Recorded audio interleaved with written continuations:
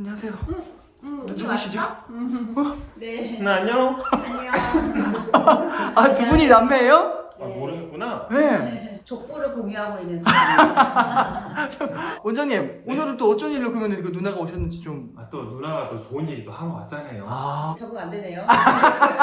면상의학과 전문의로 암을 찾고 있는 그래서 암 찾는 의사 이원경. 오늘 좋은 얘기를 하러 와주셨습니다. 감사합니다. 좋은 얘기 많이 담아가겠습니다. 네, 뭐 아는 건 많이 없지만 일단 최대한 노력해 보겠습니다. 네, 감사합니다. 본인 소개 좀 해봐요, 좀. 네. 어. 동생이다 보니까 되도록이면 출연을 좀 피하고 싶긴 했는데 찐인데. 안녕하세요. 저는 이제 동네의사 채널의 이상욱 원장의 친누나 등본상 가족으로 되어 있는 이원경이라고 합니다. 저는 근처에서 예제유 의원을 운영을 하고 있고요. 남매인 거를 이미 아셨던 분도 있을 것인데 뭐 어쨌든 이렇게 새롭게 인사드리게 돼서 반갑습니다. 누나가 자꾸 일로. 장점은 멀어지고 있어요. 이렇게 점점. 피하고 싶은가 봐. 누나 자랑 좀 해주세요. 일단 누나가 어릴 때 공부를 잘했어요. 공부를 잘하고 암기를 진짜 기가 막히게 잘하고 그것도 있잖아요. 틀린 그림, 약간 두 개 사진 해가지고 틀린 그림 찾기 하는 거 있잖아요. 그걸 또 기똥차게 잘했어. 와, 그게 그럼 영상학과로 또 그 넘어가면 너무 희한한 거야. 그게 그래서 저 사람이 커서 이렇게 암을 찾는 의사가 될 줄 몰랐다. 그리고 되게 열심히 했어. 사람이 너무 독했어. 그래서 제가 처음으로 공부를 하면서 죽을 수도 있겠다라고 느꼈던 사람이 이 사람이 처음이에요. 그 정도는 아닌 것 같은데. 열심히 했어. 저희 어머니도 공부 좀 그만해라. 항상 그렇게 얘기할 정도로 되게 열심히 했던 기억이 있어요. 우리 구독자분들에게도 사실 암은 자유로운 분야가 아니잖아요. 누구나 알아야 되고, 근데 또 모르면서 무섭기도 하고. 그래서 오늘 자리를 좀 빌어서 우리 구독자분들을 위한 암에 관련된 많은 좋은 정보들 보시면 너무 도움될 만한 것들 좀 많이 여쭤봐 주세요. 네, 알겠습니다. 많이 부탁했잖아. 그러니까 좀 많은 정보를 좀 알려주시고 얘기를 좀 많이 해주세요. 사실 이제 뭐 하려면 밤을 새야 되는데 키포인트만 제가 아는 한에서 열심히 한번 분출해 보겠습니다. 네. 암 중에서 의사들이 사실 이구동성으로 이 암은 정말 어렵다, 무섭다라고 하는 암이 있잖아요. 그게 어떤 암이죠?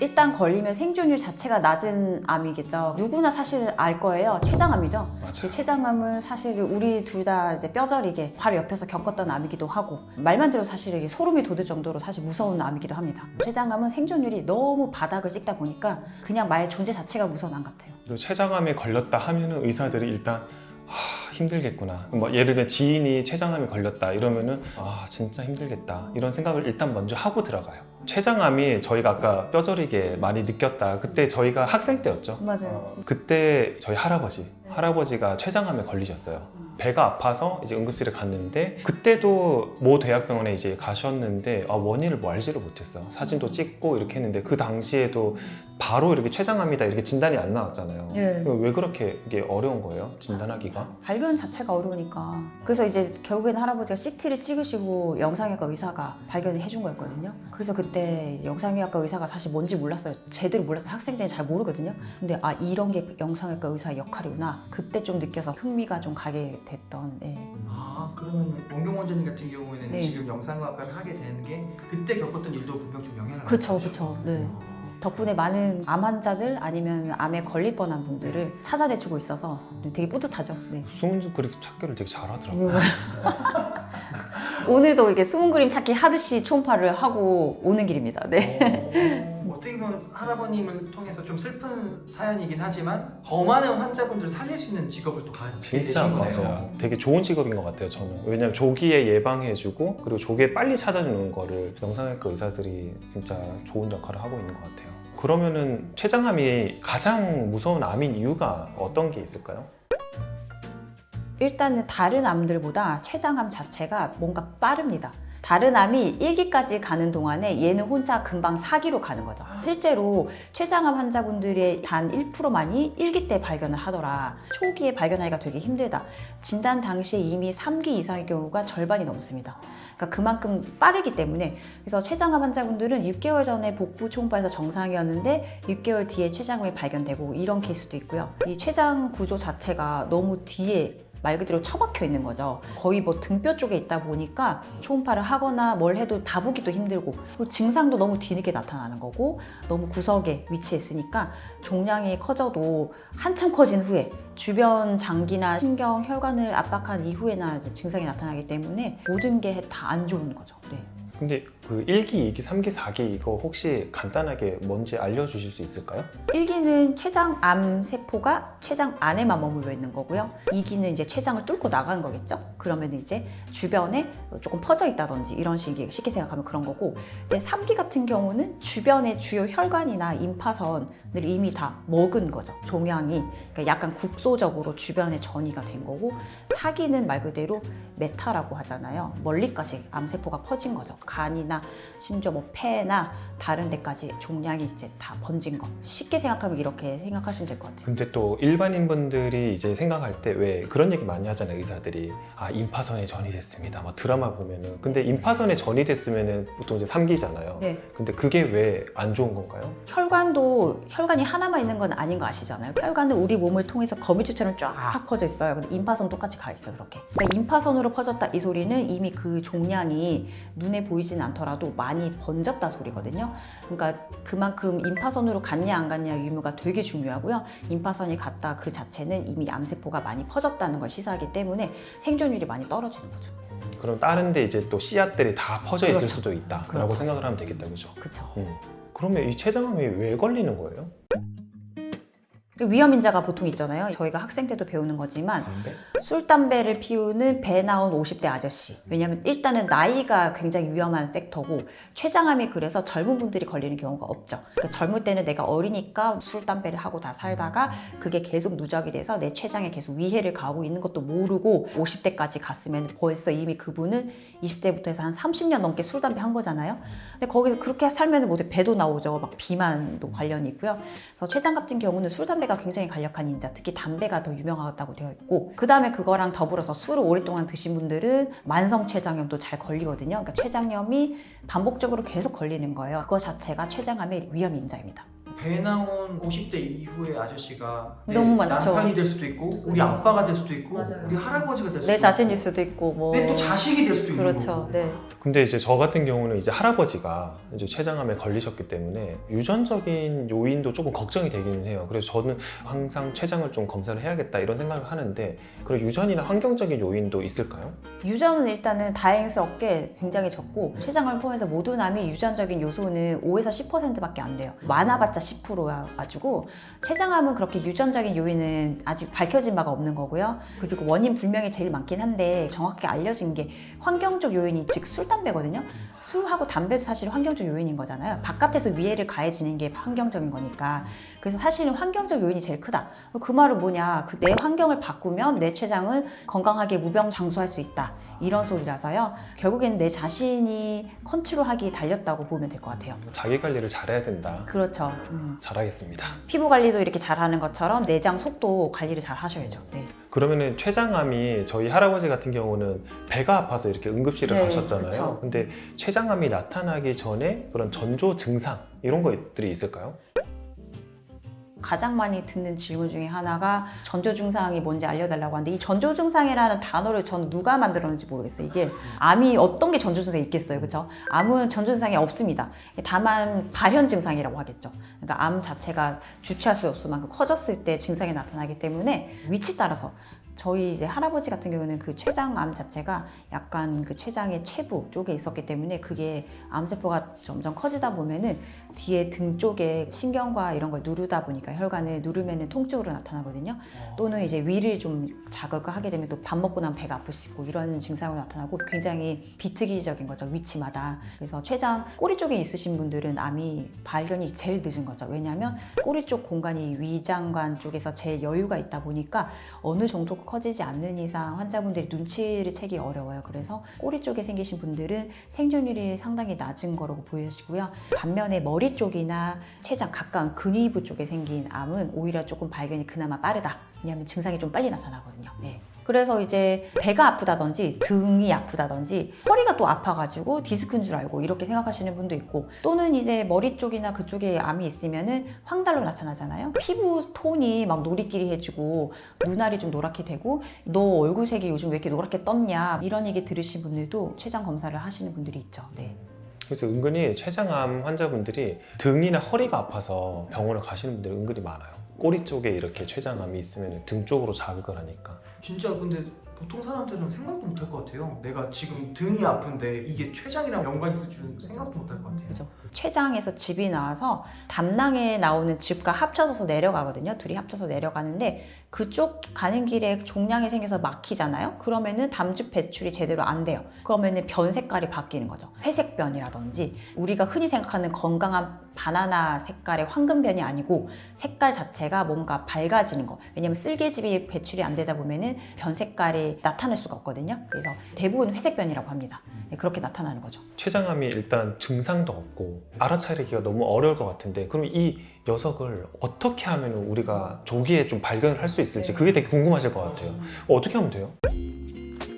사실은 이게 췌장암이 걸리는 확률도 되게 낮거든요. 췌장암에 걸릴까봐 공포에 질려서 사실 필요가 없어요. 예를 들면은 교통사고로 죽을 확률이 무서워가지고 밖에 안 다니는 거랑 똑같은 거거든요. 내가 위험인자를 하는 생활을 하지 않는다. 그러면 그다지 걱정하실 필요가 없고요. 하지만 그래도 나는 가족력도 있고 주변에 많이 걸려서 나 불안하다 그러신 분은 초음파. 이 목보 초음파가 굉장히 간편하기 때문에 검증된 의사 선생님이 하시는 곳에 가셔서 목보 초음파를 받아보시면 웬만하면은 췌장이 다 보입니다. 저 같은 경우도 췌장을 뭐 어떻게 이렇게 다 보는 요령이 있거든요. 초음파 같은 경우는 일단 몸에 안전하니까 얼마든지 받을 수 있는 거잖아요. 임산부도 초음파 마음껏 하듯이. 그래서 초음파는 정말로 위해가 없기 때문에 몸에, 그래서 얼마든지 누구나 하실 수 있습니다. 다만 너무 복부 비만이 심하신 분들은 장내 가스들이 몸속에서 장기들이 잘 움직이는 거죠. 소장, 대장이 막 움직이다 보니까 장기를 많이 가려요. 그러면 이 대장과 소장이 보고자 하는 장기 앞에 지나간다든지 이런 케이스가 많거든요. 그러면 초음파를 했을 때 장기가 가려서 안 보이는 거죠. 그런 분들은 어쩔 수 없이 CT를 찍어보셔야 돼요. 초고도 비만 환자분들은 초음파 검사가 굉장히 제한이 많습니다. 근데 그게 아니고 웬만큼 적당한 BMI, 즉 체중을 가지신 분들은 초음파 검사를 했을 때 다 잘 보이는 편이죠.